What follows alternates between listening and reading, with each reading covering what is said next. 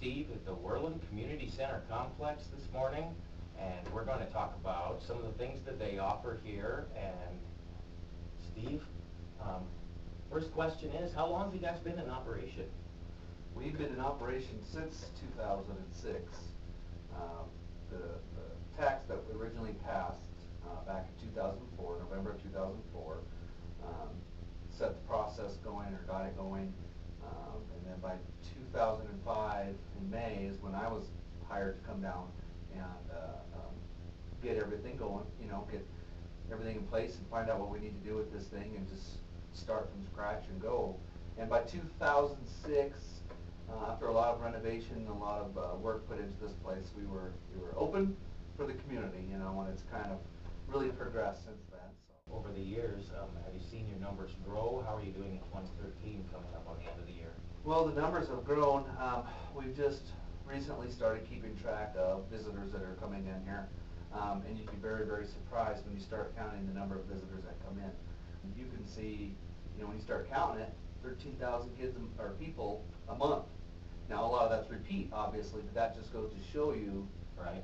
Every single day, almost 7 days a week, we have a church that meets here. So it's just like this place is constantly used. And you do offer state-of-the-art meeting facilities, right. Training classrooms, youth and adult sports and fitness awareness. What other types of programs are you guys offering down here? We kind of consider this a whole campus. Because in our building over here, we obviously have workforce services and voc rehab. Sure. We have the college that's based out of here for the Worland folks. The senior center's next door. And it just all ties in. Here you can come in the same place and go look for a job, go to school, take your classes that you need, or if you're a senior, you come walk at the community center, and then you can go back over and have lunch, or come to the meetings, the programs that's going on, all the rec stuff like you just said. One of the changes that we did this year that we've never done in the past is we have so many walk-in kids after school. This is kind of, especially for the middle schoolers. Mm-hmm. This is where they come after school and hang out and play basketball and stuff. Well, in the past, we were doing a lot of traveling team stuff, and everything would be in the gyms after school. Well, we started seeing 20, 30 kids being asked to leave the gymnasium while you're doing a practice for 8 to 10 kids. Oh, yeah. And so, we decided, it just didn't feel right doing that. And we didn't charge either one of them. So we made a policy this year that all the programs, traveling stuff and all that will start after 5. So all those things are available.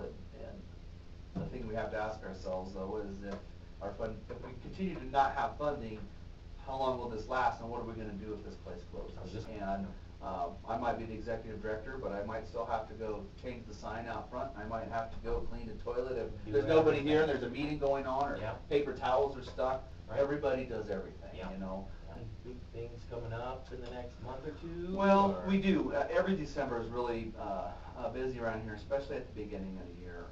We always have the annual Pinnacle Bank Festival of Trees, which is the big fundraiser for all the nonprofits in town.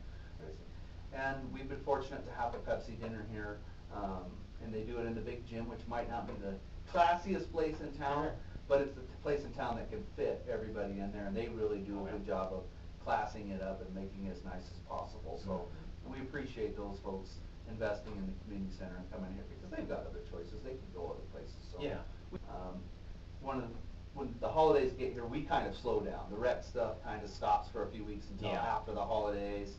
Nobody really schedules meetings over the holidays, from Thanksgiving on. People travel so it gives us a chance to clean up a little bit, get things caught up, and get ready for January again. So, man, we have so many things. Cheryl, those are Women's Expo that will be coming up, and we used to do the basketball tournaments for the kids, and we bring in teams and stuff like that. All that good stuff. Well, Steve, I really want to thank you for joining me on our first show. I told Joe on the phone I wanted to have a heavy hitter. Yeah. And we really want to, encourage the community to access this facility. 1200 Culbertson, and you can reach them at 347-8616. They also have a website for more information, and that's Worland Community Center Complex.com. It's a long one, and when we started, that's what they gave us, but Just look up Worland Community Center and you'll get a link to it. So be sure and go there, and thanks again, Steve Hunt with the Community Center Complex, and Todd for the Worland Web Show.